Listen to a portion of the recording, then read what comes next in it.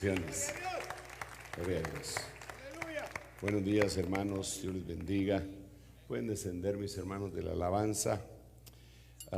Francamente, la palabra lo confronta a uno, ¿verdad? Y lo ponen que pensar para que no sea solamente un poema, sino que sea verdaderamente algo que impacte nuestro corazón y nos haga cambiar. No sé por qué estoy aquí, no sería mejor en el centro, o para ser equilibrado, digo yo, pues sí, ahí está. Gracias.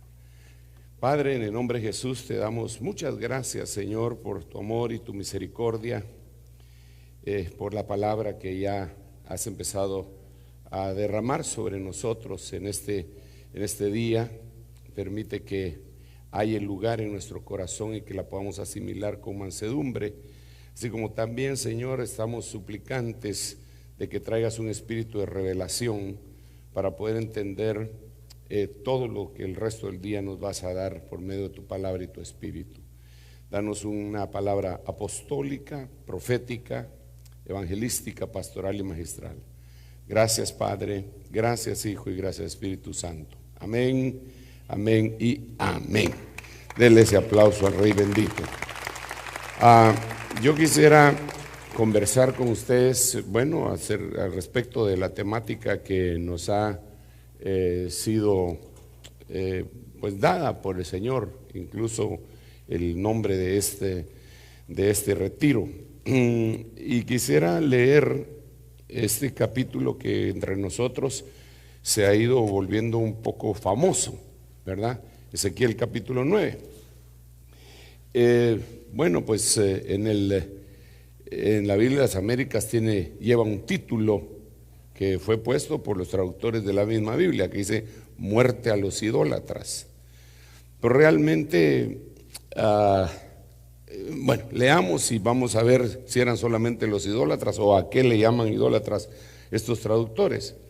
Entonces gritó a mis oídos con gran voz diciendo: acercaos, verdugos de la ciudad, cada uno con su arma destructora en la mano. Y aquí 6 hombres venían por el camino de la puerta superior que mira al norte, cada uno con su arma destructora en la mano. Y entre ellos había un hombre vestido de lino con una cartera de escribano a la cintura. Y entraron y se pusieron junto al altar de bronce. Entonces la gloria del Dios de Israel subió del querubín sobre el cual había estado hacia el umbral del templo y llamó al hombre vestido de lino que tenía la cartera de escribano a la cintura. Y el Señor le dijo: pasa por en medio de la ciudad, por en medio de Jerusalén, y pon una señal en la frente de los hombres que gimen y se lamentan por todas las abominaciones que se cometen en medio de ella. Pero a los otros dijo, y yo lo oí: pasad por la ciudad en pos de él, herid, no tenga piedad vuestro ojo, no perdonéis, matad a viejos, jóvenes, doncellas, niños, mujeres, hasta el exterminio, pero no toquéis a ninguno sobre quien esté la marca, la señal. Comenzaréis pues por mi santuario. Bueno, Padre Santo. Comenzaron pues con los ancianos que estaban delante del templo. Entonces les dijo: profanad el templo y llenad de muertos los atrios. Salid, y salieron y fueron hiriendo por la ciudad.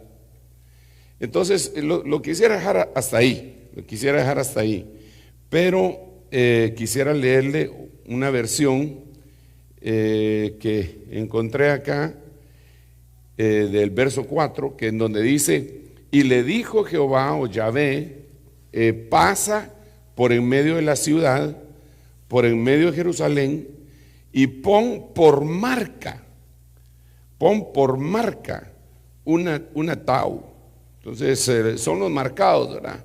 Pon por marca una tau en la frente de los hombres que gimen y se lamentan a causa de todas las abominaciones que se cometen en ella. Ok, entonces, como estamos hablando de los marcados, y yo todavía tengo un tema ahí pendiente de la cuestión de Belial, pero lo vamos a ver más adelante, si el Señor nos lo permite. Pero quisiera hablar un poquitito de esto. Aquí hay varios protagonistas en estos versículos. ¿Cuál es el orden de importancia de los protagonistas? Será francamente el que a nosotros nos corresponda.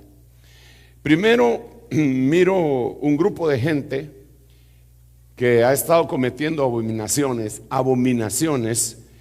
y como decía el apóstol Germán ayer, su conciencia se ha ido cauterizando. Entonces perdieron la sensibilidad y no tienen la capacidad de arrepentirse a la manera de Esaú, que aunque buscó el arrepentimiento no lo encontró, dice la Biblia, ¿verdad? Eso por un lado. Por otro lado, hay gente que se da cuenta de lo que está pasando, de lo que está sucediendo en medio de la ciudad. Pero recordémonos que desde el primer servicio yo les dije que el Señor en el Antiguo Testamento le habla a Pedro para que lo entienda Juan. Y Pedro es Israel y Juan somos nosotros. Entonces estos verdugos están prestos a pasar el hacha destructora en medio no de Israel, porque repito, le hablan a Israel para que lo entendamos nosotros, sino está dispuesto para pasar el hacha en medio de la iglesia. ¿Por qué? Por las abominaciones que se han estado cometiendo dentro de la iglesia. Es cardíaco, ¿eh? No, yo no quiero hablar de las abominaciones, porque son muchas. Abominación, la Biblia las describe desde Deuteronomio cuáles son las abominaciones. Pero sigamos acá. Entonces dice que ya viene la destrucción y entonces Dios en su misericordia envía a alguien para salvaguardar a los que gimen. Ese es otro grupo, el que le estoy diciendo, ¿verdad? El que gime, el que se da cuenta de lo que está sucediendo y empieza a lamentarse. No puede ser que esto esté pasando entre nosotros. No puede ser, Señor, esto lo tenemos que parar. ¿Cómo vamos a hacer para frenar esto? Y hay una batalla interna como la de Romanos capítulo 7, si la batalla es en nosotros y si es en otros, uno ya no haya que hacer, ¿verdad? Porque, hermano, si usted viera las quejas que vienen a nosotros, los ministros que Dios ha puesto como apóstoles, y vienen las quejas de muchas personas diciendo los abusos que se cometen en algunas iglesias, es escandaloso, tan escandaloso que en algún momento, conversando con algunos de los apóstoles, nosotros decimos, pero ¿y entonces cuál es la diferencia entre si yo salí huyendo de la iglesia católica porque embarazaban a las monjas allá en mi tierra y las ponían, las mataban entre las paredes, ¿verdad? Y famoso eso, que las ponían entre las paredes y una gotita cayéndoles acá hasta que se morían, y salimos huyendo de todo eso y venimos y nos encontramos con algo similar en aquello donde habíamos encontrado la verdad. Entonces tiene que salir un gemido, y como también lo acaba de decir el hermano Germán, el Espíritu Santo tiene que ayudarnos a interceder con gemidos indecibles y decir, Señor, tenemos que limpiar este desorden. Entonces aquí yo veo que hay varios grupos, y ya le dije, ¿verdad? Y hay uno de ellos que se está lamentando, no está dividiendo, porque mire, hay gente que se las lleva, que son cero tolerancia y son los guardianes de la fe y le andan poniendo el dedo a todo el mundo, pero no hacen nada, cuando ellos deberían estar intercediendo. Si se dieron cuenta de algún pecado, de alguna iniquidad, de alguna abominación, deberían estar intercediendo. Señor, extiende tu mano poderosa, en vez de dividir las iglesias, porque eso se está dando muchísimo. Le estoy planteando el escenario, ¿verdad? Eso es lo que aparece ahí. Pero entonces la misericordia de Dios levanta una oportunidad. En medio de los verdugos hay uno que trae una oportunidad. Ese personaje es una entidad, es una potestad que se va a manifestar ministerialmente y que va a pasar por en medio de las iglesias, señalando la frente, marcando la frente de aquellos que todavía son sensibles. Yo espero que nosotros todavía seamos sensibles y digamos, estoy haciendo mal, ¿verdad? Esto no está bien, esto no está correcto. Basándonos también, recordando lo que dice la Biblia: si alguno ha pecado, abogado tenemos para con el Padre, al Señor Jesucristo, el justo, el cual él va a interceder por nosotros, ¿verdad? Pero tiene que haber una asimilación de que tenemos algún tipo de conflicto, o cuál tipo de conflicto es el que tenemos. Como le decía en el primer servicio y en el segundo, a veces nosotros tenemos la negación. Hay un problema y lo primero que tenemos es negación. Si es una enfermedad, no, yo no estoy enfermo. Y si es una condición espiritual, no, yo no tengo eso. Los judíos, 8:31 de San Juan, lo hemos dicho hasta la saciedad, cuando el Señor les dice, van a conocer la verdad y la verdad los va a libertar, ellos dicen, nosotros nunca hemos sido esclavos de nadie. No sé por qué nos estás hablando de que tenemos que ser libres. Nunca hemos sido esclavos. Es una negación. Eran esclavos de los romanos, habían sido esclavos de los medopersas, habían sido esclavos de los babilonios, habían sido esclavos de los griegos, habían sido esclavos de los egipcios, y tienen el descaro de decir que jamás habían sido esclavos de nadie. Parecían políticos, porque ellos descaradamente dicen cosas. Pero volvamos al punto. Entonces viene el Señor y levanta, y yo quisiera estar entre los influenciados por esta entidad, autoridad que el Señor manda a marcar para que no destruyan a nadie. Yo quisiera ser ese tipo de ministro, que me dé el Señor la oportunidad de venir y con el punzón del escriba señalar la frente de los oyentes, para que cuando vengan los verdugos no le pase nada, y entonces se cumpla lo que dice: caerán a tu lado 1000 y a tu diestra 10,000, mas a ti no llegará. Pero eso tiene que ser no una cuestión de suerte, sino que tiene que ser una cuestión de decisión. Entonces quisiera ver un poquitito antes de continuar acá, porque aquí hay mucha tela que cortar. Yo no soy muy bueno para dibujar, no muy bueno, no sirvo para dibujar, pero más o menos para darme a entender, puse a ese hombre, al sexto varón, le vamos a llamar, ¿verdad? El sexto varón. Lo único que me salió bien fue la cabeza redonda. ¿Cómo está vestido? El que va a marcar a los hermanos. A ver, miren pues. Ustedes son pastores. Ustedes deberían de ser de estos, porque tienen que ir a marcar a los hermanos. Los pastores, una de las cosas que hacen es que marcaban a las ovejas como con un símbolo de propiedad, y no solo para eso, marcaban a las ovejas que iban a hacer el diezmo. Ellos con su vara, su cayado, le señalaban la cabecita a las ovejas cuando las estaban contando. Decían 1, 2, 3, 4, 5, 6, 7, 8, 9, ¡pau! El diezmo. 1, 2, 3, 4, 5, 6, 7, 8, 9, ¡pau! El diezmo. El pastor estaba apartando el diezmo de las ovejas. Entre paréntesis, eso quiere decir que los pastores también tenemos que diezmar, ¿verdad? Pero esos son otros 20 pesos. Entonces, hermano, nosotros tenemos la tarea. ¿Cuántos son pastores o predicadores acá? Tenemos la tarea de marcar. Lo primero que se nos debe de quitar de la cabeza es que vamos a llevar un mensaje tan poderoso que todo el mundo nos va a alabar. ¡Oh, qué bombazo el que dio ese hermano! ¡Qué profundo es ese hermano!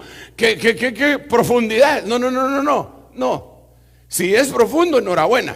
Pero el asunto es marcar a la oveja, dejarle marcado su orejita, su oído, dejarle marcada su frente, dejarla marcada toda para el Señor.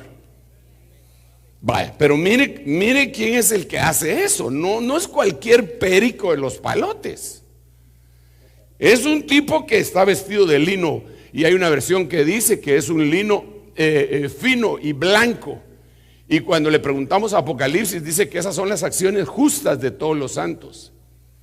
Entonces, el que va a ir a marcar a las ovejas es una persona que hace acciones justas, que son las acciones justas de los santos. Acciones, no solo wiri wiri, ¿verdad? Porque hablar es muy fácil. Bueno, no tanto, pero sí es más fácil que actuar. Debe ser congruente lo que nosotros decimos con lo que vivimos, ¿verdad? Otra cosa es que tiene ceñidos los lomos. Cíñete los lomos como varón. Cíñete los lomos era una situación en ese tiempo. En ese tiempo las vestiduras eran más o menos como esa que puse ahí, que parece un rectángulo, ¿verdad? Porque no me salen bien las vestiduras, pero más o menos me voy a entender o no me voy a entender, ¿verdad? Entonces, como le quedaba hasta abajo los vestidos, la túnica, para ceñirse las vestiduras, ellos se tenían que levantar el vestido, la túnica, hasta acá, y ahí ceñirse para que no les estorbaran para correr, para pelear, para cualquier cosa. Entonces, ceñirse los lomos quiere decir prepararse para la acción. Entonces, otra cosa que tendríamos que tener: vestido de buenas acciones justas, de que son los santos, y estar preparados para cualquier batalla y para cualquier vicisitud que se dé en el ministerio. En el ministerio, mis estimados hermanos, se van a dar una serie de cosas que incluso lo pueden desanimar a uno, pero no nos podemos dar el lujo de quedarnos tirados. Tenemos que levantarnos y seguir peleando y batallando, y a veces nos va a tocar lavarnos la cara en el baño que está en la oficina pastoral, si es que tienes baño u oficina, y luego salir como que sin nada a predicar. No podemos salir nosotros a predicar nuestras desventuras, porque a veces nos pasan cosas feas, ¿verdad? No nos podemos salir a quejar con los hermanos. Ay, viera todo lo que estoy viviendo, pobrecito yo, ore por mí. Hermanos, si nosotros vamos a marcarlos a ellos y con esas mañas, entonces no puede ser. Tenemos que levantarnos. Y claro, en una actividad como esta, pues bien podemos platicar entre nosotros, y como ministros entendemos lo que vivimos cada uno de nosotros. Es como los hijos de los pastores. Los hijos de los pastores se juntan y ellos hablan de los problemas que son comunes entre ellos. Entonces nosotros los pastores también nos juntamos y hablamos de las cosas que son comunes entre nosotros. Por ejemplo, siempre hay una loca o un loco en la iglesia, ¿verdad? Todos los pastores que estamos aquí tenemos más de algún loco o loca. Mientras más grande sea la iglesia, más locos hay, ¿verdad? Por eso es que donde nos reunimos se llama local. Entonces ya entre nosotros conversamos la misma temática, hablamos el mismo idioma, ¿verdad? Ahí podemos ministrarnos, o con la cobertura. Bueno, y entonces otra cosa que tiene es una cartera, dependiendo la versión que estemos leyendo, es una cartera de escriba. Es tremendo, porque lo que está ceñido sus lomos. Pero fíjese que el pastor, vemos en la Biblia que el pastor tiene un saco pastoril ceñido en sus lomos. Pero este es un escriba y tiene una cartera de escribano ceñida a sus lomos. Es el maestro, ese es un maestro. El pastor tiene un saco de pastor. No me gusta mucho cómo lo dicen algunas versiones, porque dice que llevan un zurrón, ¿verdad? Y entonces algunos hermanos que no los hemos limpiado, que no los hemos marcado bien su oído, a saber qué será lo que piensan. Pero el pastor lleva su saco pastoril. Ahí fue donde David metió las 5 piedras. Pero nosotros llevamos una cartera de escriba también, además del saco pastoril. Hermano, importante esto. Solo déjeme decirle algo: si somos pastores, tenemos que tener esas dos carteras.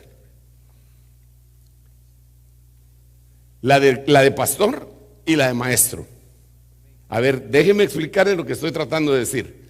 Efesios capítulo 4 dice que Dios mismo constituyó a unos apóstoles, a otros profetas, a otros evangelistas, a otros pastores y maestros. No dice a otros pastores y a otros maestros. Los tres primeros sí dice a unos apóstoles, a otros profetas, a otros evangelistas. Pero cuando llega a los últimos dos ministerios dice y a otros pastores y maestros. Quiere decir que el hombre que está pastoreando no debería ser solamente un predicador. Esa es una de las grandes falencias que tiene la iglesia de este tiempo, que muchos hermanos si llegan únicamente a predicar y a predicar y a predicar y a predicar y nunca enseñan, y no enseñan porque no aprenden, y no aprenden porque no se sientan y no estudian. Entonces no, yo ahí en el púlpito recibo los mensajes de parte de Dios y me echo mi par de actos proféticos y si se me acaba el tiempo me pongo a llorar o paso a alguien a testificar. No, hombre, nosotros tenemos que tener la sustancia de la palabra para poder marcar a la gente. Si no tenemos cartera de escribano, no vamos a poder marcar a la gente. A ver, si tenemos cartera de pastor, vamos a marcar a las ovejitas con el símbolo de propiedad, a quién pertenecen.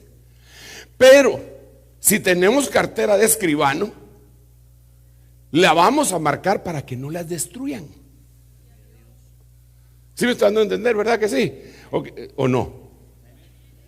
Espérenme, pues aquí todavía estoy con uno de los personajes y no he llegado al tema, pero ya mero. Además, como estamos en un retiro, no hay problema. Estos son los utensilios que el escriba lleva, según las diferentes versiones. Lleva una tablilla. Algunas versiones dicen tableta, pero no le puse tableta porque van a creer que él debe tener un iPad, ¿verdad? Entonces, tablilla, lleva una tablilla. Lleva un tintero. La Biblia Kadosh al tintero le pone cuerno de tinta. Interesante porque habían cuernos de aceite y estos lo que tenían era cuernos de tinta. Lleva una pluma o punzón y están ceñidos, la Biblia Peshita dice que están ceñidos con el cinto de zafiro, como que esa es la piedra del maestro, ¿eh? Entonces solo quiero concluir esta etapa del mensaje diciendo que para señalar la frente de las ovejitas que no van a ser destruidas, tiene que haber la administración de un ministerio o de una diaconía de la palabra. Debe de haber enseñanza. No podemos vivir sin enseñanza. Tampoco podemos vivir sin predicación. Tenemos que equilibrarnos. La Biblia dice que Pablo en los últimos años pasó, en capítulo 28 del libro de los Hechos, dice que alquiló una casa y predicaba y enseñaba. Predicaba y enseñaba, predicaba y enseñaba. No es lo mismo predicar que enseñar. Bueno, ok. Una vez que ya terminamos esto, me llama mucho la atención, vamos a ver por dónde estoy acá, que marcó con una tau.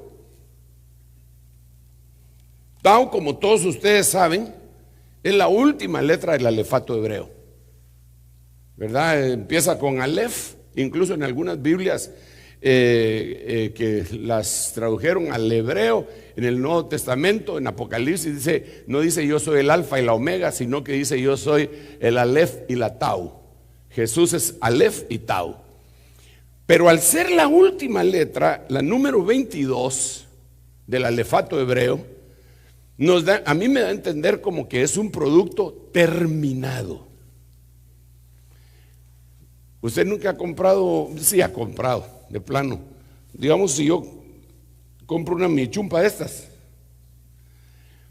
ya cuando me la pongo y meto las manos así, A veces en algunas cosas, cuando encuentro un papelito. ¿Sí? ¿Les ha pasado a ustedes? ¿Y qué dice el papelito? Inspeccionado por, y tiene el nombre de quien lo inspeccionó. Como quien dice, este producto está probado. Lo probó fulano de tal y puede salir a la venta. Entonces la letra tau es más o menos: este producto, usted, ha sido probado por el Espíritu Santo y entonces puede salir de la tierra. Entonces denle un aplauso al rey y le voy a decir qué es lo que puede decir ese producto. Yo tengo aquí cosas pero no, es que esta chumpa ya está viejita, por eso no apareció esa cosa. Pero por eso es que el Espíritu y la novia dice ven. Es como el momento final, ¿va? Ok, pero entonces esa letra tau aparece en la Biblia varias veces. Aparece en el libro de los Salmos, aparece en el libro de Proverbios, aparece en el libro de Lamentaciones. Aparece muchas veces, y cuando vemos con qué versículo lo asocia, yo diría que marcar a alguien con la tau es marcarlo con ese versículo. Y eso, no sé si me estoy dando a entender. ¿Sí o no? Es decir, cada vez que, como vamos a marcar con la tau, cada vez que en la Biblia aparezca la letra tau en el acróstico de Dios, lo que está escrito en ese versículo es lo que le va a pasar al que le están señalando la frente. Son tremendos los de la competencia, va usted, porque el miércoles de ceniza le marcan la frente a la gente con ceniza precisamente, ¿va? Pero los están marcando para algo, para la matanza tal vez, ¿va? ¿Sí sabe usted que de dónde sacan esa ceniza o no? No. ¿Cuántos de ustedes fueron católicos? ¿Y a cuántos les marcaron la frente alguna vez con ceniza? Vamos a orar por usted, no se preocupe. Sí, para eso estamos acá, para quitarles esa marca y ponerle la tau. Y el problema es que esta tau, ese es otro problema, que esta tau en el antiguo hebreo era en forma de una cruz. Que es una cosa bien tremenda, hermano. Pero ¿qué es lo que significa? Vamos a continuar. Usted me dijo que no sabía. Dicen algunos que se recuerda que en la Semana Santa hay unas palmas, ¿verdad? ¿Cómo se llaman? Esos ramos, esos los queman y de ahí sacan la ceniza y las guardan para el otro año. Bueno, eso espero que sea de ahí, porque podría ser con el cadáver cremado de algún cura, ¿va? Y lo están marcando. Imagínense qué ligadura, hermano. Entre paréntesis, ¿no le parece a usted que si a usted, por eso le preguntaba, ¿no le parece que si a usted lo marcaron con eso, tal vez ese es uno de los problemas que tiene? Que no puede desembarazarse de esas situaciones que lo atan al pasado. Si le marcaron con esa ceniza. Con ceniza, no con tinta. Lo marcaron con ceniza. ¿Y qué es una ceniza? Pues algo que se destruyó, que se quemó, y con eso lo marcan, hermano. A ver, mire. Usted está muy relacionado con el término graffiti. Vale. En mi país, vamos a ver, en Honduras, en El Salvador y en Guatemala, no es necesariamente graffiti lo que hacen, sino que las maras lo que llevan es que marcan las casas y marcan su territorio. Cuando ellos ponen un graffiti, que nosotros le llamamos así, ellos están diciendo: este territorio es nuestro. Nosotros tenemos varias iglesias en zonas de alto conflicto, pero hay un hermano que el Señor lo fue a poner en una calle en donde empieza la propiedad, por decirlo así, de una mara en este lado de la calle, y aquí empieza la propiedad de la otra mara. Es la frontera entre dos maras. No, es en la colonia El Milagro. Y lo único que los separa es la calle. Y ahí se enfrentan. A ese hermano le han pasado unas cosas bien tremendas porque él quería expandirse, ¿va? Y entonces empezó a negociar la casa que estaba en la vecindad, y el tipo de la vecindad dijo: jamás le voy a vender a una iglesia evangélica, pero tengo que vender porque tengo que hacer tal cosa. Entonces se lo vendió a un tipo y lo hizo jurar y prometer y firmar que no se lo iba a vender a ningún evangélico, y mucho menos a una iglesia evangélica. El día que firmaron, una balacera y mataron al nuevo dueño en la puerta de la iglesia. En esa iglesia sí todos se consagran.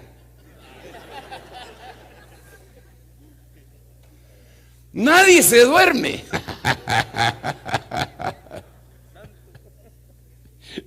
A ese hermano me lo han amenazado. Mire que le han pasado unas cosas bien tremendas. Ay, ay, ay. No me gusta mucho andar con él porque un día andábamos predicando en un lugar de allá de Guatemala que se llama Quiché, en el Triángulo Ixil, y era de noche, hermano, y nos para el ejército, y aquel no llevaba los papeles del carro, y yo solo oí que es cuando cargan. Ay, Dios, dije, se terminó mi ministerio, ¿ah?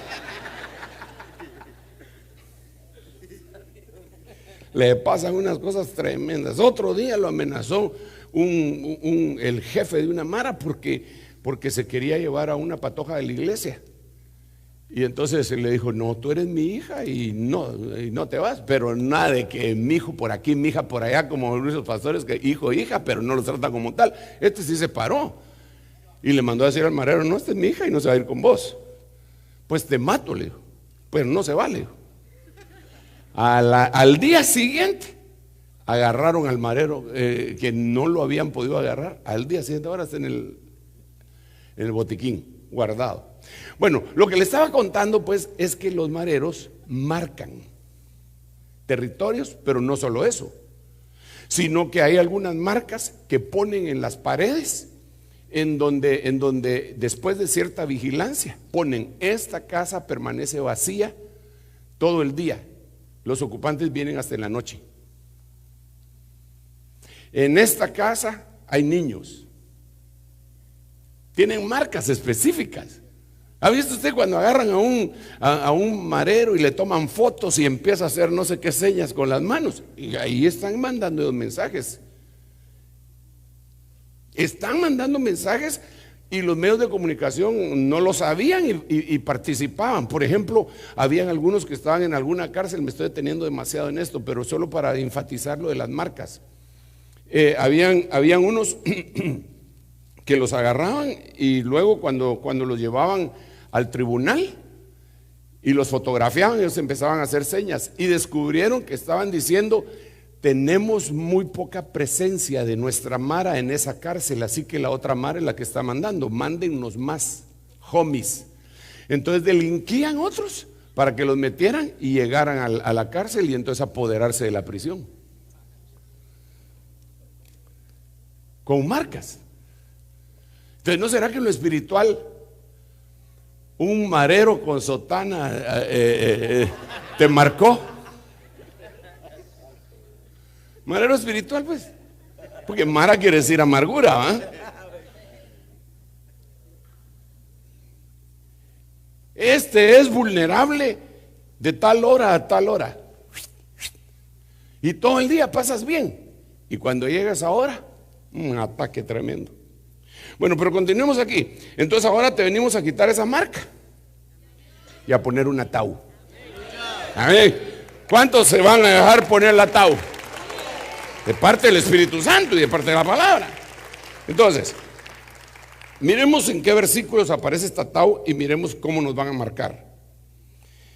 Salmo 119, versículo 169. Tau. Tau. Ponle una tau en la frente. Tau. Y después viene el versículo. ¿Con qué te van a marcar? Con la tau. Pero aquí está el versículo. ¿Con qué te van a marcar? Con lo que dice el versículo. Acérquese mi clamor delante de ti, oh Jehová. Dame entendimiento conforme a tu palabra. Entonces, te vamos a marcar con la tau en el nombre de Jesús. Yo voy a tratar de acortar la enseñanza para pedirle a algunos ministros que me ayuden aquí a venir a borrarte la ceniza que te pusieron y te pongan la tau, ¿verdad? Pero mira lo que aquí nos dice: acérquese mi clamor. Entonces, marcados con clamor y con entendimiento. La tau, según el Salmo 119, versículo 169, sería entonces marcar a alguien con clamor y con entendimiento. Por ejemplo, el apóstol Pablo decía: yo ruego que se abran los ojos de vuestro entendimiento. Ahí está marcando con tau. Por ejemplo, el apóstol Pedro decía: esta es la segunda carta que os escribo, en las cuales despierto vuestro sincero entendimiento. Lo está marcando con la tau. Entonces, una de las cosas que hace el ministerio apostólico, por cierto, es trabajar sobre el entendimiento. Y eso es lo que tenemos que hacer. Trabajar sobre el entendimiento de la gente, de tal manera que empiece a entender la gente. Hermano, el que oye la palabra y no la entiende no da fruto. Eso lo dice la Biblia, Mateo capítulo 13. Pero el que oye la palabra y da fruto es porque entendió. Entonces, entender es lo máximo que a uno le puede pasar, hermano. Oh, si el entendimiento lo libera a uno completamente. Que Dios nos dé entendimiento. Mire, el entendimiento hace que levantes tus alas, que te brille el rostro. Yo me recuerdo en el sentido físico, literal, secular. Mi educación primaria, mi padre me puso en un colegio católico, se llamaba Teresa de Ávila. El director era el padre Julio Celis. Realmente no tengo nada que quejarme de ese padre, era buena onda. Nos enseñó a jugar básquet, apoyaba el ciclismo, no era mañoso, el padre de Julio. Pero, y yo fui siempre ahí un buen estudiante. No sé si en la primaria todos somos buenos estudiantes, ¿verdad? Pero cuando llegué a sexto, le llevé a mi papá mis calificaciones y mi título. Me recuerdo, ya me ministró el Señor esto, ¿eh? Solo le estoy contando para ponerle un ejemplo. Me recuerdo que mi papá se estaba lavando las manos porque iba a ir a comer. Y le dijo: sí, es pagado el colegio, me dijo. Próximo año te pongo en una escuela pública a ver qué tal te va, a ver si. Esa fue mi felicitación de mi diploma de sexto. Y dicho y hecho, al siguiente año me pusieron en un instituto. El primer día me querían matar. El primer día del instituto público me querían matar, hermano. Yo estaba acostumbrado a otro ambiente. Y entonces yo dije: yo voy a poner atención. Y me senté hasta adelante y de repente no se me olvida ese día, hermano. Qué horrible fue, hombre, de bienvenida. Fue bautismo, hermano. Alguien en la clase, yo tenía en ese tiempo 12 años. Y los continentes todavía no se habían separado. Y entonces me recuerdo que alguien en la clase empezó, todos eran ya, no todos, pero una buena parte eran hombres ya. Yo tenía 12 años y había gente que yo creo que hasta mayor de edad eran. Y se empezó a oír en la clase. Y todos se reían. Entonces yo también me reía. Yo no sabía de qué se trataba, me reía. Volteaba a ver y me reía. Seguía y volvían. Ay, hermano, a la hora del recreo yo me quedé todavía copiando algunas cosas del pizarrón. En estas estaba cuando me agarran por acá atrás para ahorcarme. Yo me sentía puro Derbez, me estaba ahorcando. Pero de veras, le digo, por eso desde el primer día me querían matar, ¿verdad? Y yo estaba ya por perder la conciencia. Y hasta que uno de esos que eran mayores de edad, pero que estaban ahí en primero provocacional, se acercó y le dijo al que me estaba, déjalo, le dijo. No, este era el que me estaba molestando. No era él, le dijo. Déjalo o te la vas a hacer conmigo. Y me soltaron. Me soltó el otro. A él lo molestaban de esa manera. Se besaban una mano porque él no tenía inutilizada una mano y le decían manitas. ¿Qué ibas a ver, hermano? Esa fue mi bienvenida. Me fue mal en ese año. Hermano Sergio está hablando de las marcas. Sí, hombre, pero esa no es marca mía. Yo solo le estoy contando lo siguiente. Me fue mal, muy mal. No le atinaba a las clases, hermano. Me peleé con el profesor de estudios sociales. Le decíamos tiburón. Era horrible. Pero un día la maestra de matemáticas o el maestro de matemáticas, todos odiaban matemáticas, hizo una explicación y a mí como una revelación, tuve como una revelación en lo que él me estaba diciendo y lo entendí. Y digo, ¿alguien entendió?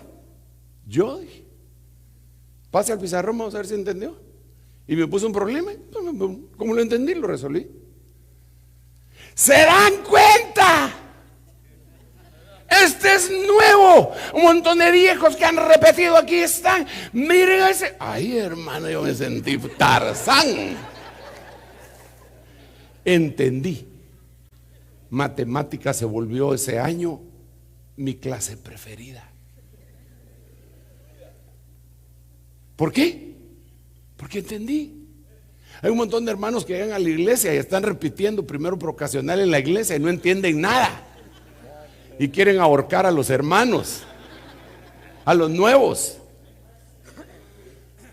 Pero cuando se les marca con la tabla del entendimiento y les llega un chispazo, un rema, cambiaron todo.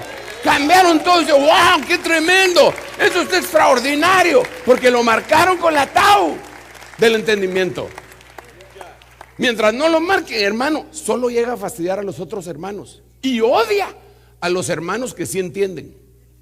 Ese es solo Biblia, ese es todo cuadrado, porque él no le atina a nada. Entonces menosprecia al que sí le atina, se burla de él, lo ahorca pues. El muy manitas.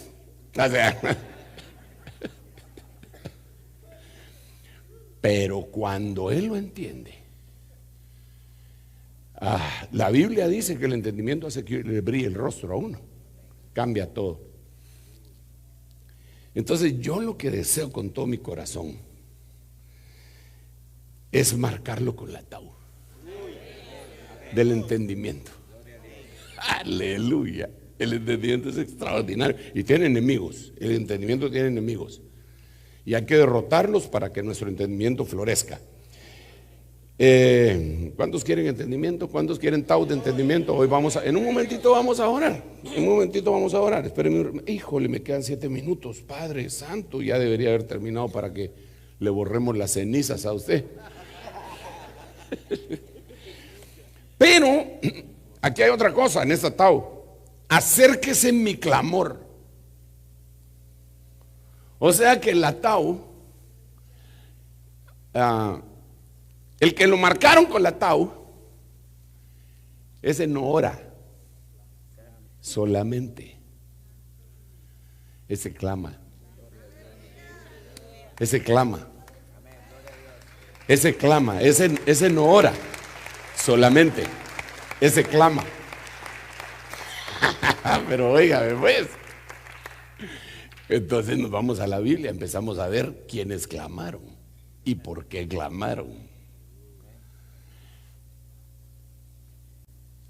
Desde el fondo del infierno clamé a ti, Jonás capítulo 2.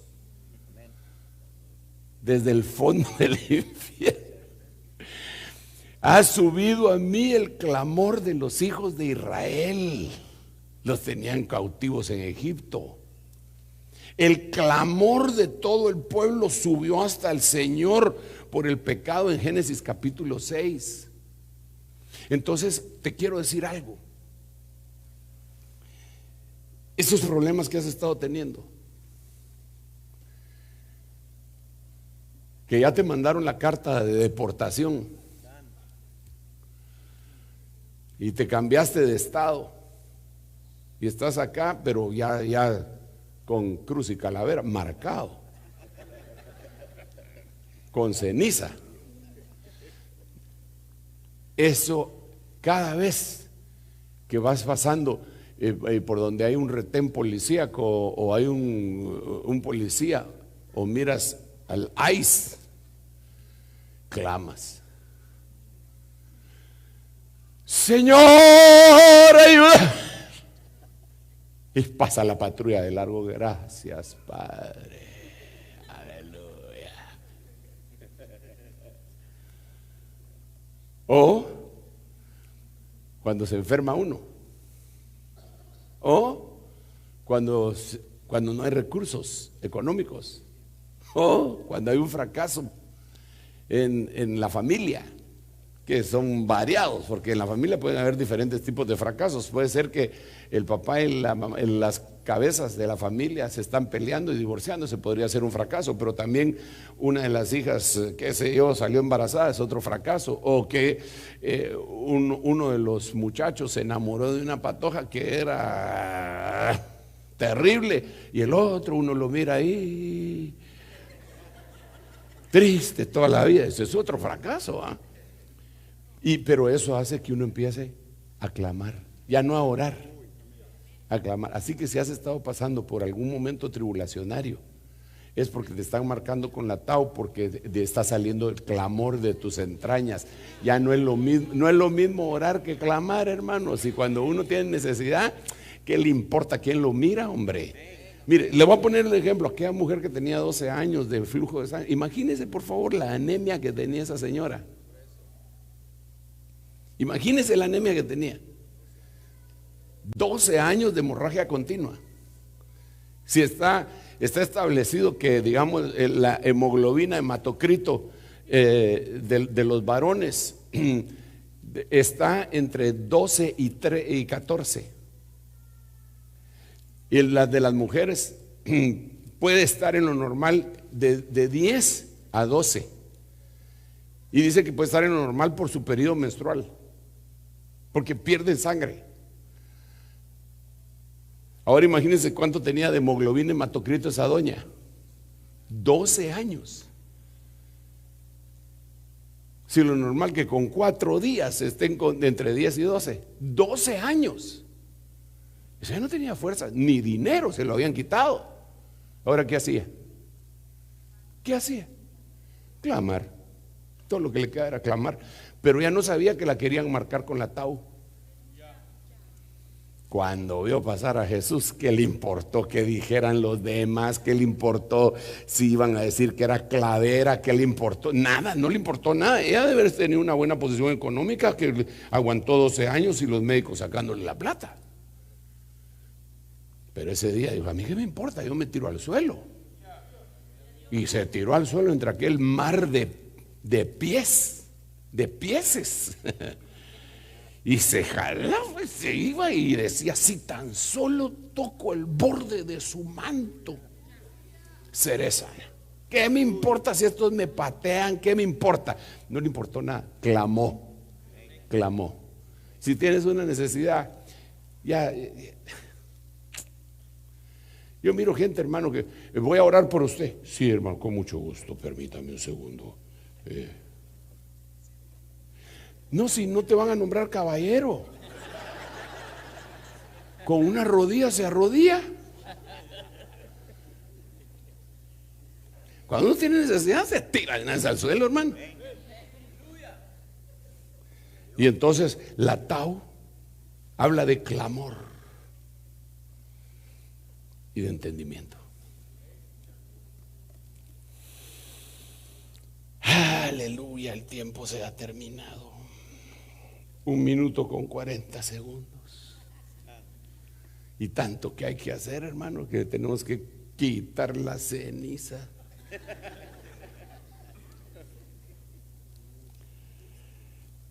Pero solo otro. Le marco la frente en el nombre de Jesús con entendimiento y con clamor. Miremos este otro. Este le va a gustar a todos. Tau. Tau. Marca con la Tau a los que gimen. El deseo de los humildes. Escuchas. Tú, oh Yahvé, oh Jehová, su corazón confortas, alargas tus oídos, te acercas tu oído hacia ellos. Entonces, marcar con la Tau definitivamente es llevarte a la condición de humildad. Esa es una de las cosas que a mí me cuesta mucho, hermano.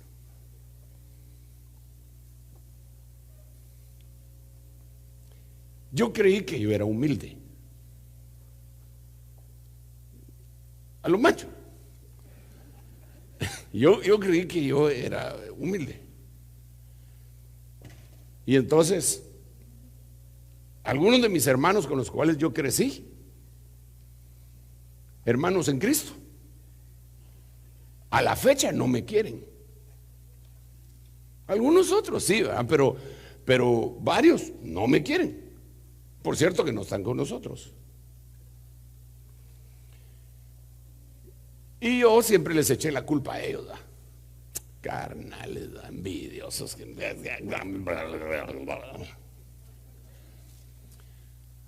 Hasta un día que me mandaron, uno de mis hijos me mandó un video en donde yo estoy con mi apóstol, y mi apóstol me está presentando porque yo voy a dar un tema.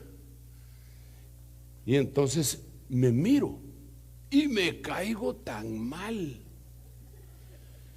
Dije yo, pero ¿cómo puede ser tanto orgullo?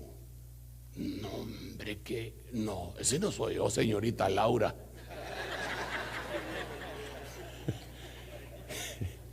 Me miro, entonces empecé a bajar libros. Por esto es que le caía mal a aquellos. Tenían razón. Pero ¿y ahora qué hago? Si ya me pasé en todo. ¿Qué puedo hacer? Gracias a Dios ya llegué a viejo. Más o menos. Y entonces ya uno cuando rebasa alguna edad y se empieza a dar cuenta que tiene muchas falencias, ¿verdad? Cuando hay varias cosas. Y uno se da cuenta que ya no es lo mismo, ¿verdad? Como me dijo un hermano que jugó fútbol profesional allá en Guatemala, con los Rojos jugó. Y entonces un día que estaban jugando, le dije, pues vas a jugar, ya ganó el equipo. No, me dijo, es que mi mente sabe qué hacer, pero mi cuerpo ya no responde, me dijo. Entonces es humillante. Entonces viene Dios y le empieza a trasladar un poco de humildad por medio de su espíritu, y dice: aprended de mí que soy manso y humilde de corazón, y hará reposo para vuestras almas. Y empieza a trabajar por medio de pruebas también.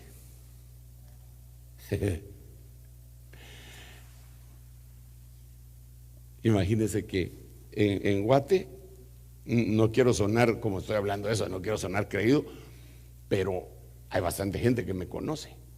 Bastante gente. En Honduras también, hermano, como por el canal. Llego al aeropuerto, apóstol, vino a ver al apóstol Germán, me dicen vos. Y digo, vaya que me porté bien, porque en todos lados lo tienen controlado a un hombre. Bueno, pues en Guate es más o menos igual, me conocen. Y entonces, de repente me enfermo. Y me dicen, le vamos a hacer ¿cómo se llama esa cosa donde lo meten a uno que siente uno que se va a morir porque le preguntan si no tiene claustrofobia? ¿Cómo se llama esa cosa? MRI. Así se llama. MRI. Allá en Guate le decimos resonancia magnética. Hermano, quítese todo esto, no tiene esas cosas, no, póngase esta batita. Y le dan a uno una batita, hermano, minifalda. Y que yo no sé por qué en los hospitales, hermano, yo no sé por qué, porque de atrás se abre. No es como la bata de tu casa, ¿verdad? Que te la pones así y te tapas así no, de atrás se abre, hermano. Y uno se tiene que subir y entonces empieza uno pura traida a subirse así y bajándose y al fin, bueno, ya se acuesta y uno asegurándose que todo quede cubierto. Me toman mi MRI y toda la cosa, ya vamos a terminar, no se preocupe. La primera señal de alerta fue cuando me dijeron, no se preocupe, pastor, ya vamos a terminar. ¿Cómo que pastor? Dije yo. Estos me conocen, los infelices. Y ya cuando me bajan, apóstol, qué lindo que haya venido. Una oveja de la iglesia. ¿Qué más humillante que eso?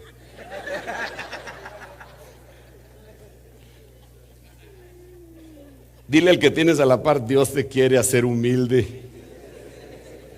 Dios te quiere señalar con la tau. Entonces yo sí he entendido, hermano, de ver, hablando en serio, yo he entendido que qué mal. Dios en su misericordia de veras me tomó por digno y me puso en el ministerio. No era digno de ser puesto en el ministerio. Y no me estoy haciendo el humilde, solo le estoy testificando. Esa es la realidad. Entonces la tau es como el compromiso de Dios. Hijo mío, yo te voy a hacer humilde. Te amo tanto. Voy a hacer contigo como hice con Moisés, que siendo tan bravo, ese Moisés era bravo, hermano, despescuezó a un egipcio. Y a los pastores que estaban molestando a la que habría de venir a ser su esposa posteriormente, eran varios pastores y él acababa de atravesar el desierto y les pegó a todos juntos. A todos se los despachó. Yo me imagino a Moisés casi como el transporter. Solo se quitó la corbata y el saco y les empezó a repartir, hermano. Y después dice la Biblia que vino a ser el hombre más manso de toda la tierra. ¿Quién hizo eso? Dios. ¿Cómo? En el desierto.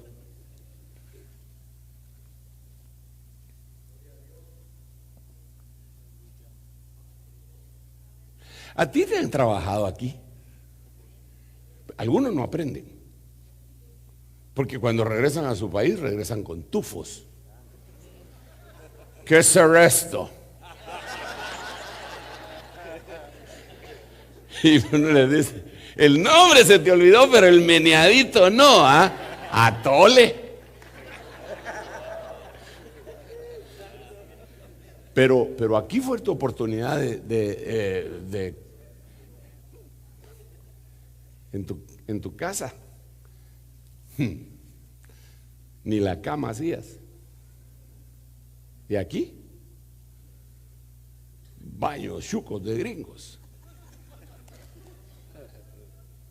Me dijo un hermano, yo tenía a mi disposición allá en la empresa, yo era mi empresa, tenía 30 personas a mi cargo, y que si lo amenazaron de muerte se tuvo que venir para acá. No sabía hacer nada, hermano, me dice, era un inútil. Y a mí solo se me cansaba el dedo porque decía, hagan esto, hagan aquello, hagan aquello, hagan aquello. Cuando vine aquí, hermano, no sé si cualquier parecido es simple coincidencia, ¿ok? Pero ¿sabes por qué es? Porque Dios te quiere hacer humilde, ¿verdad?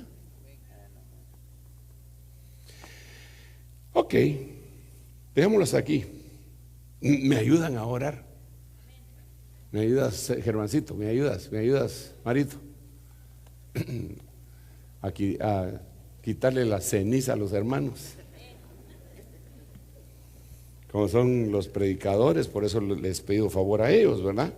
Yo sé que ustedes también son predicadores, pues, pero a menos de que el hermano Mario quiera llamar a alguien más que nos ayude.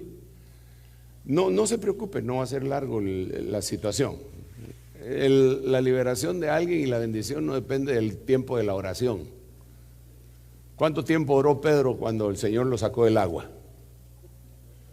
Si lo único que dijo fue, Señor, sálvame, que perezco, y lo levantaron. Ni siquiera medio minuto. A veces nosotros, es que se sentía el grito, se sentía el tiempo, pasaron las horas. No, hombre, solo la fe. Solo la fe. Quiero pedirte que simbólicamente, con tu mano derecha, te lo pongas acá, no para persignarte, desde luego, sino que para decir, quito toda marca que me haya sido puesta en el nombre de Jesús, toda marca religiosa, toda marca que no viene de Dios, en el nombre de Jesús la arranco de mi vida. Toda marca de ceniza, de cosas viejas que no sirven, la arranco de mi vida, la arranco de mi vida. Ahora, Señor, nosotros unidos aquí con mis consiervos venimos a ministrar la tau sobre la frente de esta gente, en el nombre poderoso de Jesús.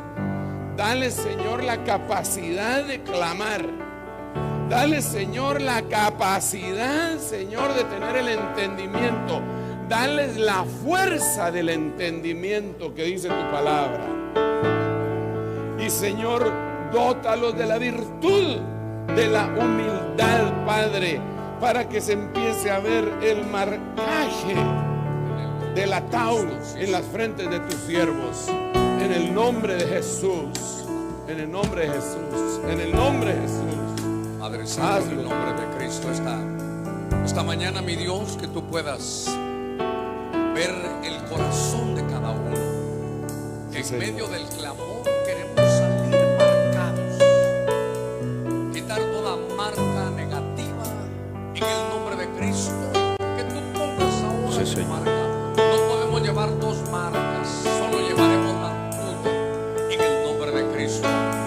Señor, en medio del clamor de tu pueblo, mira aquellos que abren, Señor, su corazón, para que tú, Señor, con la tinta que es tu sangre, tú puedas marcarnos en la frente, Señor, nuestros pensamientos, que nos marques como sacerdotes, que pongas la marca de santidad sobre nosotros, esa tau, que nos haga ser humildes delante de tu presencia, que no se nos olvide de dónde hemos venido, de dónde tú nos has sacado.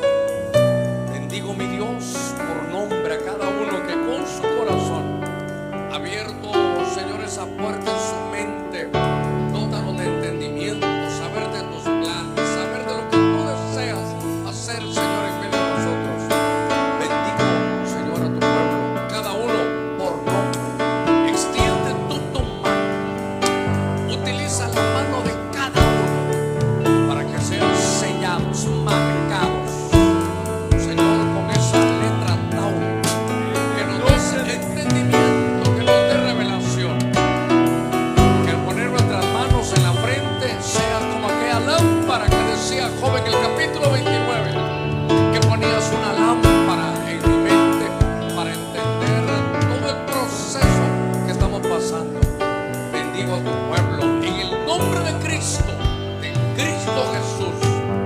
esa marca tuya sobre tu pueblo, a cada uno, Señor, por nombre.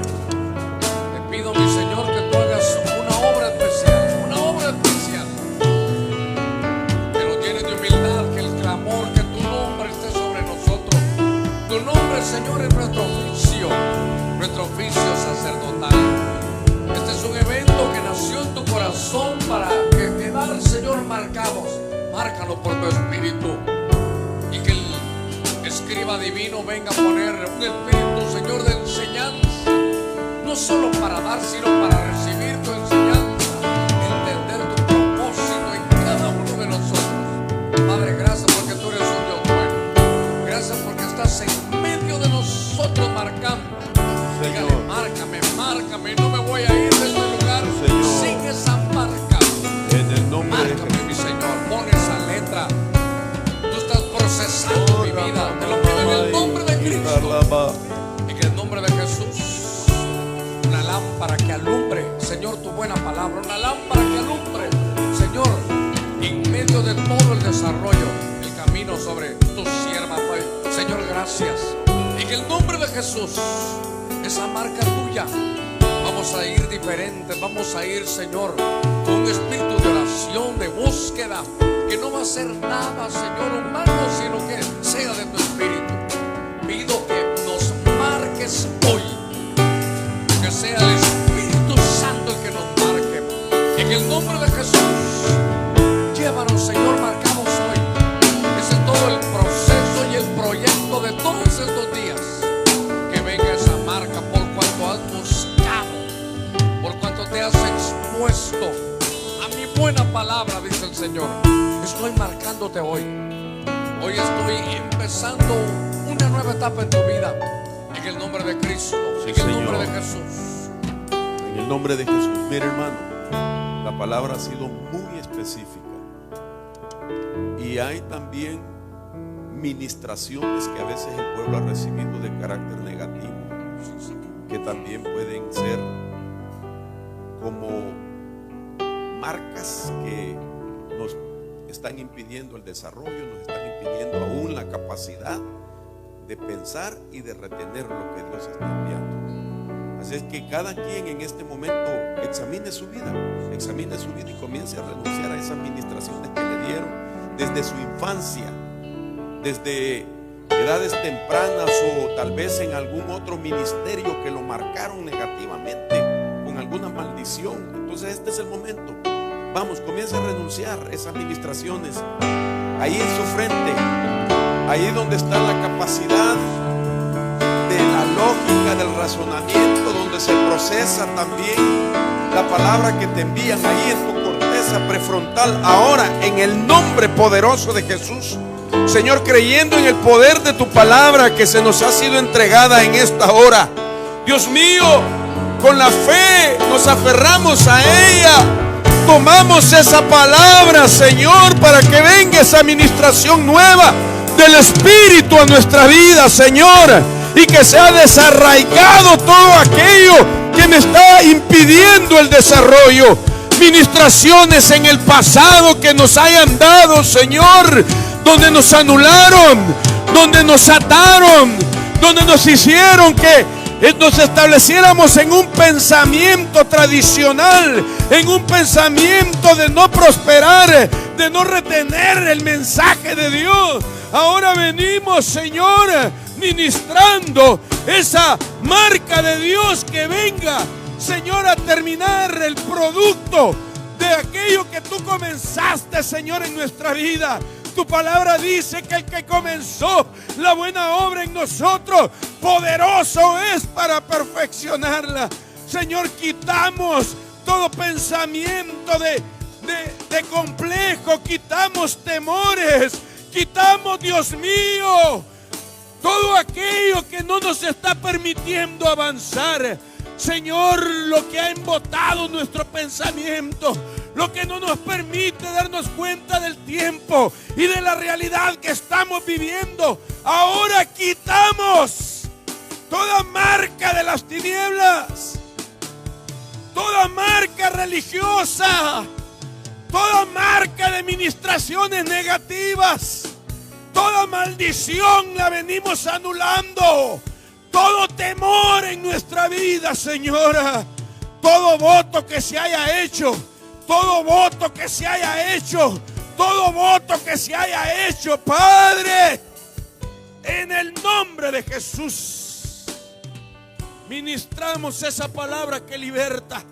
Ministramos, Padre amado, tu palabra que apostólicamente ha venido, Señor, en esta mañana a nuestras vidas. Creemos, Señor, que esa palabra nos está animando, Señor, para creer que aún estamos en el tiempo de nuestra restauración, de nuestra libertad, en el nombre poderoso de Jesús. Permite, Dios mío, que esa marca abra una dimensión de entendimiento, Señor, que pueda fluir ese entendimiento, que se restaure todo aquello en nuestras vidas que permiten, Señor, el buen funcionamiento de nuestros pensamientos enfocados en ti y en tu voluntad. Lo declaramos en el nombre poderoso de Jesús. Haga una declaración de fe y diga: gracias, Señor Jesús, por esa marca que viene de tu mano en nuestra frente, y que tenemos la esperanza que la obra será completa en nosotros, en el nombre de Jesús. Amén. Dele palmas al Señor de la gloria.